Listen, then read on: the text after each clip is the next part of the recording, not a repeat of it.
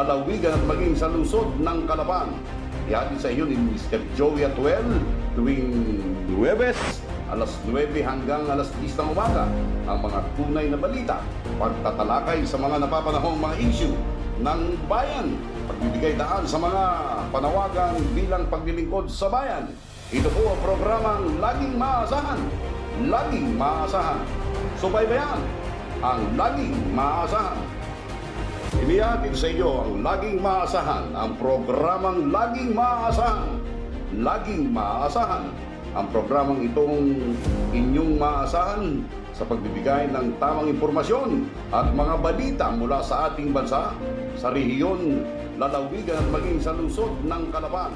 Hello, good morning, Tuwing Luwebes, narito na naman tayo sa ating programang laging maasahan over MIB4 Online Radio. sa mga napapanahong mga Ito po inyong lingkod, Joey Atuel. Magandang araw sa inyong lahat.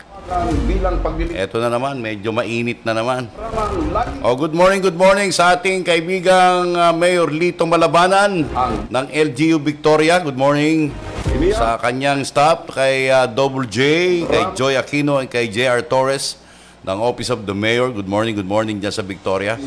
Ang inyong mga department heads. at mga balita. Oo, at saka kay Municipal Administrator Nelson Albuera. Good morning. Ihatid sa iyo ni Mr. Joey Atuel tuwing Luwebes, alas 9 hanggang alas 10 ng umaga. Marami tayong ibabalita tungkol sa pangyayari sa bayan ng Victoria maya-maya lamang sa ating pagbibigay ng balita Paglilingkod sa bayan. at public service. Programang laging maasahan. Laging maasahan.